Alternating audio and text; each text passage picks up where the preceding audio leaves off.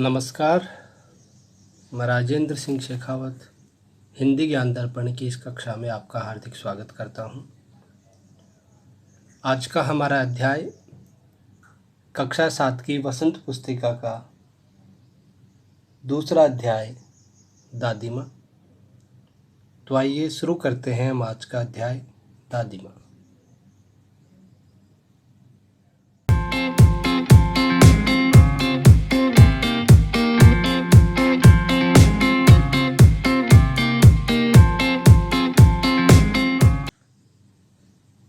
दादी माँ पाठ के जो लेखक हैं शिव प्रसाद सिंह, उनका जन्म सन 1929 में जलालपुर बनारस उत्तर प्रदेश में हुआ था। वे हिंदी जगत में एक समृद्ध गद्य लेखक हैं। उन्होंने अपनी कल्पना शक्ति के माध्यम से साहित्य को एक नई पहचान प्रदान की है। इनकी अधिकांश रचनाओं की भाषा तद्भव प्रधान तथा शैली भावनात्मक है। भाषा शैली की दृष्टि से देखें तो दादी माँ जो है ये पाठ लेखक की श्रेष्ठ रचना है। अब ये प्रस्तुत पाठ जो है दादी माँ पाठ का उद्देश्य क्या है या इस पाठ से हमें क्या प्रेरणा मिलती है, तो ये जो पाठ है इस कहानी में लेखक ने अपनी दादी माँ का वर्णन किया है। लेखक को दादी माँ के बिना अपना जीवन अधूरा लगता है। कहानी के अनुसार दादी माँ का जीवन सबके लिए प्रेरणा का स्रोत है। वे दुख के समय परिवार और बाहर वालों के लिए एक मजबूत दीवार का काम करती है। वे ऐसे पुराने रीति रिवाजों को नहीं मानती थी जो घर की आर्थिक स्थिति को कमज़ोर बना दें। वे किसी पर उपकार करने के बाद किसी से कहती नहीं थी। उनसे हमें यह प्रेरणा मिलती है कि दुख में घबराना नहीं चाहिए, दूसरों की हर संभव सहायता करनी चाहिए। सोच समझकर उन रीति रिवाजों को मानना चाहिए जो हमें कमज़ोर न बनाएं। ऊपर से भलाई का दिखावा करने वाले शुभ चिंतकों से हमेशा दूर रहना चाहिए। इस पाठ से हमें ये शिक्षा मिलती है। तो आइए शुरू करते हैं हम हमारा पाठ दादी माँ। कमजोरी ही है अपनी, पर सच तो यह है कि जरा सी कठिनाई पड़ते बीसों गर्मी बरसात और वसंत देखने के बाद भी मेरा मन सदा नहीं तो प्राय अनमनासा हो जाता है। कवि कहता है कि बीसों गर्मी बरसात वसंत देखने के बाद भी, अर्थात 20 वर्ष की आयु होने के उपरांत भी उनका जो मन है वो कभी नहीं तो सदा नहीं तो कभी कभी अनमनासा हो जाता है। मेरे शुभचिंतक मित्र जो हैं मुँह पर मुझे प्रसन्न करने के लिए आने वाली छुट्टियों की सूचना देते हैं और पीठ पीछे मुझे कमज़ोर और जरा सी प्रतिकूलता से घबराने वाला कहकर मेरा मजाक उड़ाते हैं। कवि अपने मित्रों के बारे में कह रहा है, एक प्रकार से व्यंग है कि सामने तो वो कहते हैं कि छुट्टियां आने वाली हैं और अच्छी अच्छी सूचनाएं देते हैं, लेकिन पीठ पीछे वो बुराई करते हैं।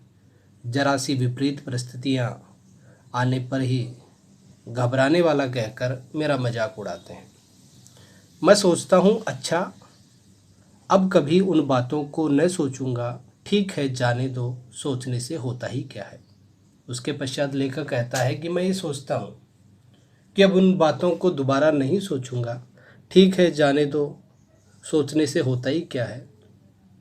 पर बरबस यानी अचानक, पर बरबस मेरी आंखों के सामने शरद की शीत किरणों के समान स्वच्छ शीतल किसी की धुंधली छाया नाच उठती है। पर अचानक ही मेरी आंखों के सामने शरद ऋतु की शीत अर्थात ठंडी किरणों के समान स्वच्छ शीतल और किसी की धुंधली छाया नाच उठती है।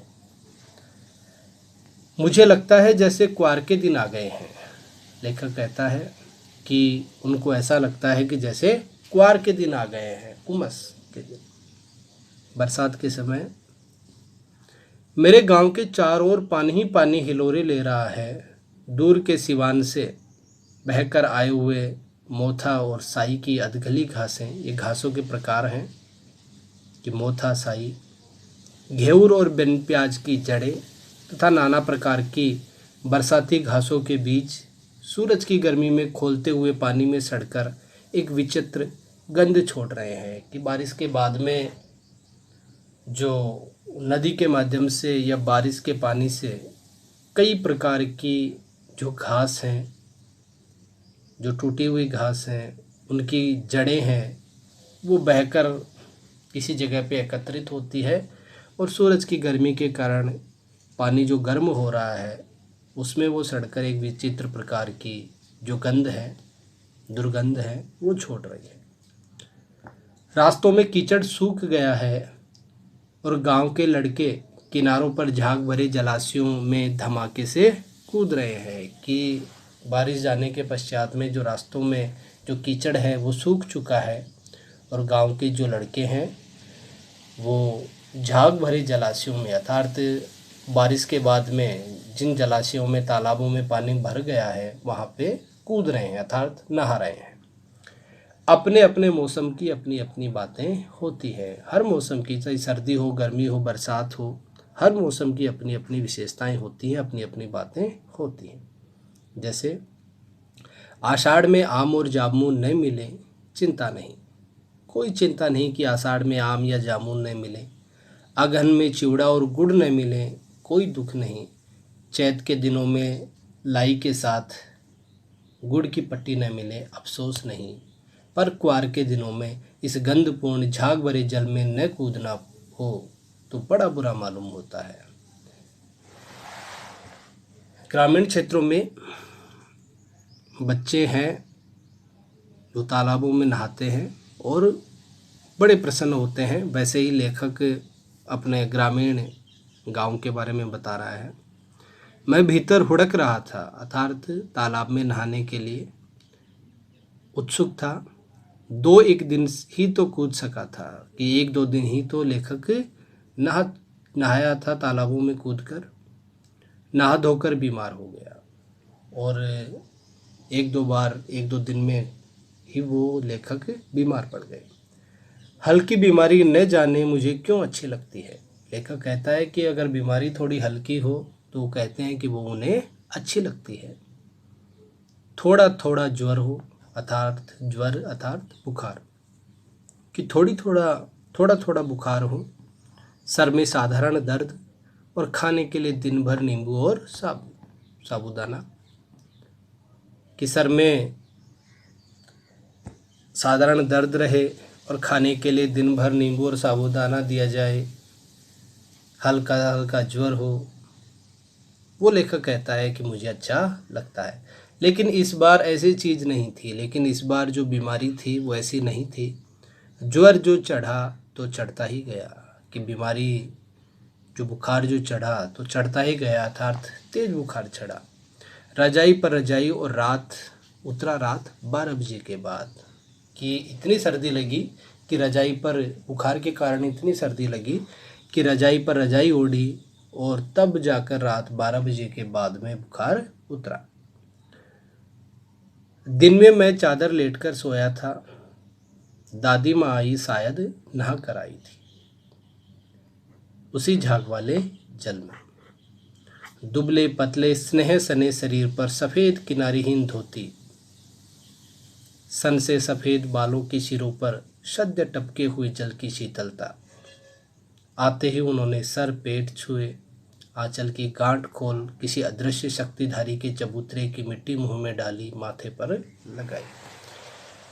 कि दादी माँ आई और आते ही उन्होंने मेरे सर को, पेट को छुआ और अपने आंचल की गांठ खोल कर उसमें भभूत वगैरह किसी देवता की वो मेरे मुंह में डाली और माथे पर लगाई।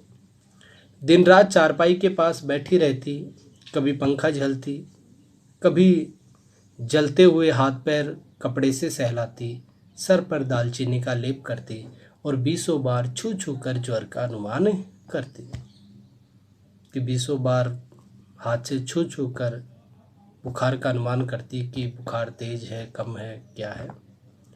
हांडी में पानी आया कि नहीं, उसे पीपल की छाल से छोंका कि नहीं, खिचड़ी में मूंग की दाल एकदम मिल तो गई है, कोई बीमार के घर में सीधे बाहर से आकर तो नहीं चला गया, आदि लाखों प्रश्न पूछ पूछ कर घर वालों को परेशान करती थी। कई प्रकार के प्रश्न वो घर वालों से पूछा करती थी। दादी माँ को गवई गांव की 50 किस्म की दवाओं के नाम याद थे कि दादी माँ को जो गांव में घरेलू चिकित्सा के लिए कई आयुर्वेदिक जो दवाएं थे, औषधि जो थी, उन दवाओं के नाम याद थे। गांव में कोई बीमार होता उसके पास पहुंचती और वहाँ भी वही काम, हाथ छूना, माथा छूना, पेट छूना, फिर भभूत से लेकर मलेरिया, सरसाम, निमोनिया तक का अनुमान विश्वास के साथ सुनाती। महामारी और विसूचिका के दिनों में रोज सवेरे उठकर स्नान के बाद लवंग और गुड़ मिश्री जलधार, गुग्गल और धूप, सफाई कोई उनसे सीख ले। दवा में देर होती, मिश्री या शहद खत्म हो जाता, चादर या गिलाफ नहीं बदले जाते तो वे जैसे पागल हो जाती है कि अगर सफाई का ध्यान नहीं रखा जाता तो वे गुस्सा हो जाती। बुखार तो मुझे अब भी आता है, नौकर पानी दे जाता है। अब का मतलब अर्थात लेखक जब दूसरी जगह है, नौकर पानी दे जाता है, मेष महाराज अपने मन से पकाकर खिचड़ी या साबू दे जाते हैं, डॉक्टर साहब आकर नाड़ी देख जाते हैं और कुनैन मिक्सचर की शीशी की तिताई के डर से बुखार भाग भी जाता है। जो कुनैन और मिक्सर की जो दवाई हैं वो देखकर डॉक्टर साहब जाते हैं और बुखार चला जाता है, पर न जाने क्यों ऐसे बुखार को बुलाने को जी नहीं चाहता। आज के लिए इतना ही। कल हम आगे का अध्याय पढ़ेंगे। धन्यवाद।